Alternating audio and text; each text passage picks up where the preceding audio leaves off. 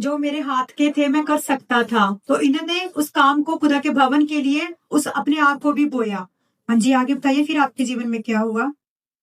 मेरे जीवन में ये हुआ कि मुझे बहुत सारे काम मिले हैं। मैं प्लम्बर का काम करता हूँ, मैं उसका ठेकेदार हूँ प्लम्बर का।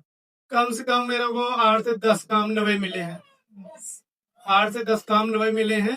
अब मेरे पास 2 बंदे, 1 बंदा घर चला गया। मैं सोच रहा था मैं इतना काम कर पाऊंगा कि नहीं कर पाऊंगा। मैं 1-2 काम को मैंने जवाब दे दिया है। फिर भी परमेश्वर मुझे और काम से बढ़ा रहा है। मेरे को कल सुबह भी फोन आया था, पुराने काम भी मिले हुए हैं हमें बहुत ज्यादा। क्या पहले आपके जीवन में ऐसा हुआ कि इतना काम आपको पहले मिला कभी भी? नहीं मिला, मुझे इतना नहीं मिला जितना अब की बारी मिले हुए हैं। जब से मैंने भवन में सेवा की है उस समय बाद मिले हैं। खुदा के कलाम में लिखा है कि तू मेरा काम कर, मैं तेरा काम करूंगा। हालेलुया। वो किसी का कर्जदार नहीं है, वो दुगना करके लौटाता है हमारा परमेश्वर।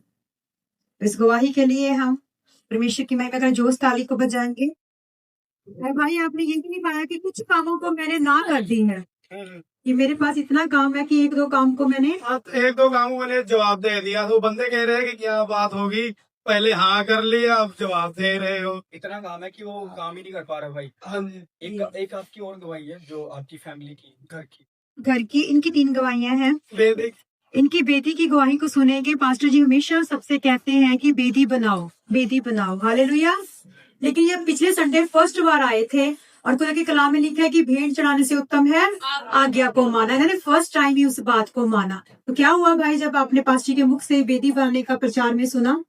जब वेदी के बारे में मैंने सुना तो फिर मैं घर गया। संडे के बाद मैं, नया घर है मेरा, परमेश्वर ने हमें ब्लेस किया था, फिर भी मैं वेदी नहीं बना पा रहा था।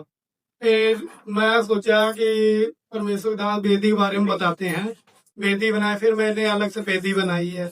मैंने उसके साथ मेरा बेटा है, ये जिस दिन बनाए उस दिन बैठा घंटों तक प्रार्थना की। हालेलुया। हमारे लेकिन इन्होंने आज्ञा को माना। इनके घर में ये कहते हैं जगह भी थी, लेकिन मैंने कभी इसके बारे में सोचा ही नहीं था।